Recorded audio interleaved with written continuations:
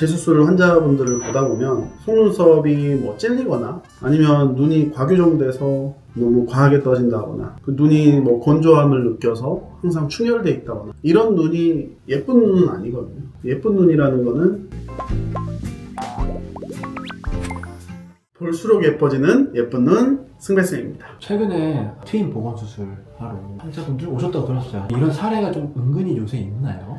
트임 수술은 많은 발전을 거듭해 왔는데 최근 들어서 기대치가 많이 높아졌어요. 어느 정도 터야 되는지에 대한 그 기대치가 높아지다 보니까 본인은 눈에 맞지 않게 너무 과하게 터지는 사례가 최근 들어서 종종 있는데요. 눈의 아름다움에 대해서 생각을 하면 눈이 크다, 뭐 쌍꺼풀이 있다 이런 게 아니잖아요. 기본적으로 자연스러움을 갖고 있는 상태에서 눈이 시원하고 쌍꺼풀이 있고 이런 부분을 갖춰야지 눈이 자연스럽지 않은 상태에서 나머지가 갖춰진다는 건 저는 맞지 않다고 생각하거든요. 미적인 부분만큼 그 이상으로 중요한 건 저는 자연스러움이라고 생각해요. 그 자연스러움은 어디서 오느냐? 바로 기능. 우리 눈의 기능을 올바르게 수행할 수 있어야 아름다운 눈이다 라는 게 제 생각이고요. 재수술 환자분들을 보다 보면 속눈썹이 뭐 찔리거나 아니면 눈이 과교정돼서 너무 과하게 떠진다거나 그 눈이 뭐 건조함을 느껴서 항상 충혈돼 있다거나 이런 눈이 예쁜 눈은 아니거든요. 예쁜 눈이라는 거는 기능적으로 온전한 상태에서 자연스러움을 가지고 있고 거기에서 이제 본인이 갖고 있는 비율에 맞게 조화를 이루는 눈이 전 예쁘다고 생각하기 때문에 최근에 이제 저는 트임 재건이나 안검 내방과 같은 좀 기능적인 수술에 신경을 많이 쓰고 있습니다. 트임 수술 받다 보면 불편감을 호소하시는 분들이 종종 있잖아요. 이제 이런 문제들이 좀 왜 생기는 건가요? 트임 수술의 불편감은 기본적으로 본인 눈의 범주를 넘어서는 과한 트임 때문이에요. 점막이 노출될 정도의 과한 트임 혹은 속눈썹이 말려 들어갈 정도의 과한 트임이 불편함의 원인이죠. 트임 수술이라는 거는 우리 몸에 기본적으로 있던 조직 자체를 다른 데로 옮기는 수술인데 그 과정에서 조직들이 좀 구겨지는 현상이 발생할 수 있어요. 근데 이제 그게 너무 과하거나 혹은 거기에 유착이 좀 과하게 발생하게 되면 눈이 감는 기능이 떨어지거나 혹은 눈물샘 기능이 떨어지기도 하고 또 눈에 건조함을 느끼기도 하는 거예요. 눈에 있는 겹겹이 쌓여있는 조직들의 배열이 온전한 상태에서 범주 내에서 트임 수술을 해야만 원래 자리로 다시 돌아가지도 않고 기능적으로도 온전한 트임 수술이 가능한 거죠. 트임 수술의 가장 흔한 부작용 중에 하나는 이제 눈꼬리의 이제 디귿자 변형인데요. 이게 트임 수술이라는 게 눈꼬리에 있는 그 점막을 의도적으로 이렇게 벌려놔서 각도를 새로 만들어요. 근데 그게 회복하는 과정에서 이제 흉살이 뭐 자라거나 혹은 그게 눈의 범위를 벗어나서 너무 과하게 트인 경우에는 끝부분이 아름다운 곡선을 이루지 못하고 이렇게 각이 지는 경우가 있거든요. 결국 이 현상도 과한 트임에 의해서 생기는 겁니다. 우리가 눈을 떴을 때 이 검은 눈동자가 이 아래 눈꺼풀에 자연스럽게 맞닿아 있어야 예쁜 눈이라고 표현을 하는데 아래쪽에 흰자가 드러나 있으면 이를 삼배간이라고 해요. 아래쪽에 흰자가 보인다고 해서 삼배간이라고 표현을 하는데 이 삼배간이 생기게 되면 눈을 부릅뜬 느낌이 들고 눈이 굉장히 부자연스러워집니다. 그리고 눈을 감았을 때 눈이 제대로 감기지 않는 문제도 생길 수 있고요. 안구 건조증이나 충혈과 같은 경우도 눈이 과하게 터져 있어서 공기와의 접촉 면적이 늘어나거나 눈물샘의 기능이 떨어지기 때문에 발생하는 문제이고요. 그리고 마지막으로 이제 속눈썹이 말려 들어가는 안검 내반증도 마찬가지로 과하게 트임을 하다 보면 눈꺼풀 태가 안쪽으로 말려 들어가거든요. 속눈썹이 이제 각막이나 눈동자를 찌르게 되면 시력에도 영향을 줄 수 있고 그래서 트임에서 항상 염두에 두셔야 되는 것이 과교정이 되지 않게 본인 눈에서 최대한 트는 거예요. 이 사례를 한번 같이 보면서 얘기를 좀 나눠보도록 하겠습니다. 이 눈을 보시면 뒷트임과 밑트임의 과교정의 그 문제점을 한 번에 보여주고 있는데요. 눈꼬리에 이제 디귿자 변형 그리고 이 밑에 삼배간도 보이고 있고 속눈썹이 안에 말려 있어서 속눈썹이 이제 결막에 갖고 있는 안검내반 소견도 같이 보이고 있습니다. 보면 이제 눈 주변에 이렇게 충혈된 부분도 있고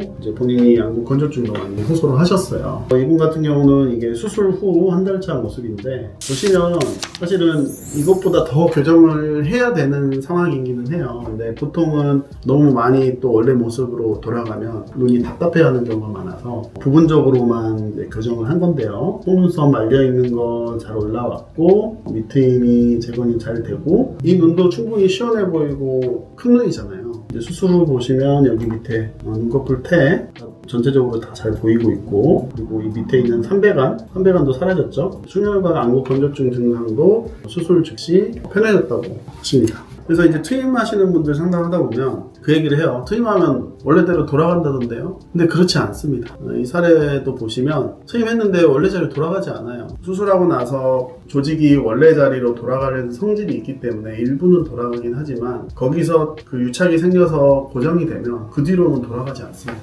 어느 정도 돌아갈 걸 예측을 하고 필요한 만큼만 터주는 게 이 수술의 포인트라고 할 수 있죠. 우리 홈페이지에 나와 있는 사례인데, 트임 수술하고 나서 눈곱부터 완전히 말려있고 점막이 붉게 염증이 있고 속눈썹이 지금 각막이 닿은 상태. 그래서 당연히 예전보다 눈은 커졌겠지만 굉장히 좀 부자연스럽죠. 그래서 이 눈을 교정하기 위해서는 눈꼬리를 여기까지 막아줘야 돼요. 그렇게까지 막은 거를 받아들이기 힘든 경우가 많기 때문에 어느 정도 트임을 유지한 상태에서 이렇게 지금 하는 겁니다.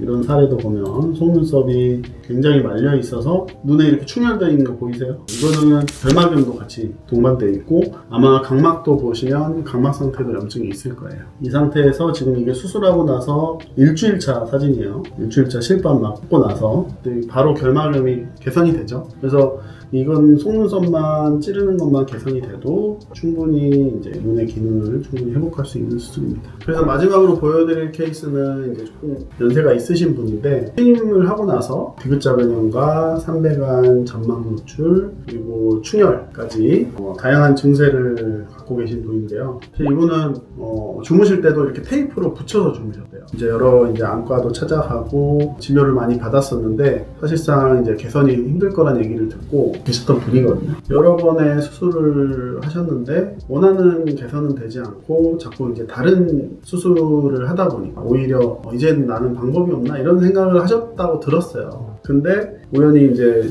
저 유튜브를 보고 이제 오셨는데, 제가 보기에는 개선할 수 있는 부분이 눈에 띄게 보였고, 그래서 수술을 하게 됐는데, 일단 사례를 먼저 같이 볼게요. 보시면 이제 이 눈 외양각 쪽에 이 점막이 노출되어 있죠. 이 부분이 있으면 눈을 감고 있어도 공기에 노출되어 있고 뜨고 있어도 노출되고 있어서 항상 눈에 이물감을 느끼게 돼요.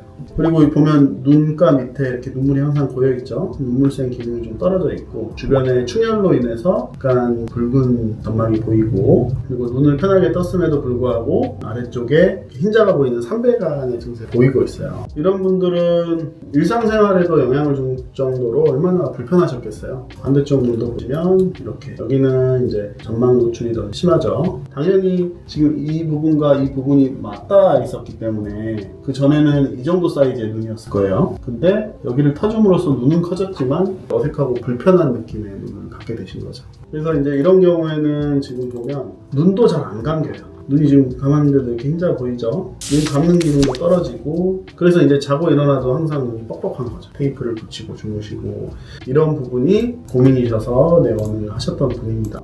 그래서 이제 재건 수술을 하고 나서 보시면 눈 밑에 눈물이 많이 줄었죠. 충혈된 부분도 사라졌고, 눈꺼풀 외양각 쪽에 이 점막 노출되어 있던 부분도 사라졌고, 이렇게 위로 봤을 때도 보시면 충혈 부분이 많이 줄어들었다는 게 보일 거예요. 그리고 이제 가장 중요한 점은 이분이 눈을 감을 때 흰자가 보였던 부분이 살아있다는 거. 이거는 삶의 질에 있어서 굉장히 큰 차이를 줄 수 있는 거거든요. 우리가 자고 일어나거나 자고 있을 때 눈이 건조하다는 거는 굉장한 불편감이에요. 삶의 질에 엄청난 영향을 주고, 수면을 제대로 못한다는 거는 사실상 노화를 더 촉진시킬 수도 있는 거잖아요. 이렇게 눈을 감아도 흰자만 보이는 거는 사실 눈의 기능에 아주 큰 문제는 아니에요. 당연히 감는 게 좋겠지만 눈이 이제 좀 돌출돼 있고 좀 튀어나온 분들은 감아도 이렇게 흰자 보이는 분들도 있을 거예요. 이 눈의 기능이라는 거는 굉장히 중요한 부분이거든요. 그래서 눈의 기능을 떼놓고 미용 성형을 생각할 수가 없어요. 그래서 항상 성형외과 의사와 상의를 해서 본인이 틀 수 있는 정도가 어디까지인지 그 부분을 명확하게 하고 그만큼만 트는 걸 추천드리고요. 의학적으로 가능한 범주 내에서는 환자분의 니즈를 최대한 들어주는 거고요. 안 되는 건 이제 안 된다고 말씀드리는 거고요.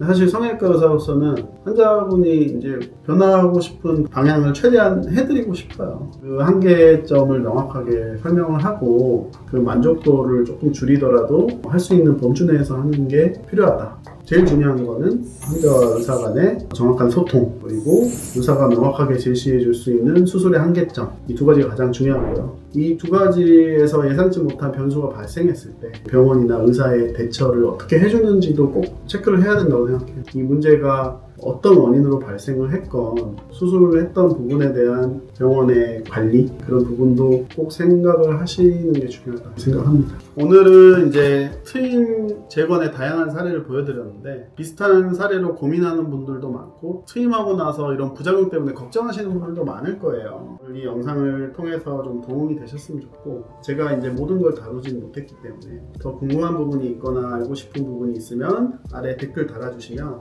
제가 친절하게 답변 드리도록 하겠습니다. 오늘도 모두 예뻐지는 하루 보내세요. 지금까지 승배쌤이었습니다. 감사합니다.